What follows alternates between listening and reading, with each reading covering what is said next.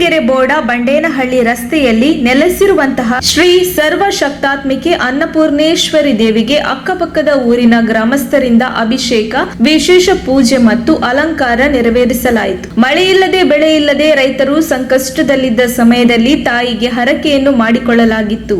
ಆ ಬಳಿಕ ಭರ್ಜರಿ ಮಳೆಯಾಗಿ ಭಕ್ತರ ಪ್ರಾರ್ಥನೆ ಫಲಿಸಿತ್ತು. ಈ ಹಿನ್ನೆಲೆಯಲ್ಲಿ ಲೋಕ ಕಲ್ಯಾಣಾರ್ಥವಾಗಿ ಶಾಂತಿ, ನೆಮ್ಮದಿ ಸಕಲವೂ ಸಿಗಲಿ ಎಂದು ಪ್ರಾರ್ಥಿಸಿ ಅನ್ನಪೂರ್ಣೇಶ್ವರಿ ದೇವಿಗೆ ವಿವಿಧ ರೀತಿಯ ಪೂಜೆ ಮತ್ತು ಅಲಂಕಾರಗಳನ್ನು ನೆರವೇರಿಸಿ ಅನ್ನ ಸಂತರ್ಪಣೆ ನಡೆಸಲಾಯಿತು. ಈ ಕಾರ್ಯಕ್ರಮದಲ್ಲಿ ದೇವಾಲಯದ ಧರ್ಮದರ್ಶಿ ಕೆಎನ್ ದೇವರಾಜು, ಭಾಗ್ಯಮ್ಮ, ರೈತರಾದ ಪುಟ್ಟರಾಜ್, ಆನಂದ್, ಚೌಡಪ್ಪ, ಸಂಜೀವಪ್ಪ, ಇಸ್ಮಾಯಿಲ್, ಪುರುಷೋತ್ತಮ್, ಯತೀಶ್ ಬಾಬು, ದೇವರಾಜ್, ಗೋವಿಂದ, ಗಂಗಾಧರ್, ಸುರೇಂದ್ರ, ಈರಣ್ಣ, ಚಿಕ್ಕಣ್ಣ ಮತ್ತು ಎಲ್ಲ ರೈತ ಕುಟುಂಬಗಳು, ಭಕ್ತರು, ಗ್ರಾಮಸ್ಥರು ಹಾಜರಿದ್ದರು. ವರದಿ ಮಂಜುಸ್ವಾಮಿ, ಎಂಎನ್, ಕೊರಟಗೆರೆ.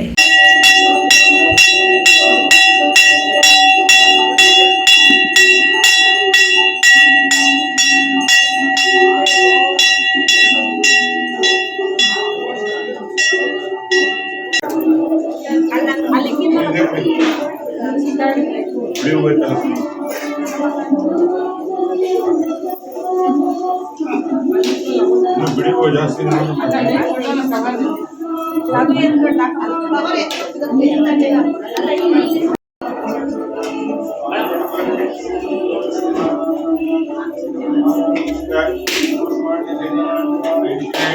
ಓಂ ನಮೋ ನಮಸ್ತೆ ಅಸ್ತು ಸಹಸ್ರಗತಾಃ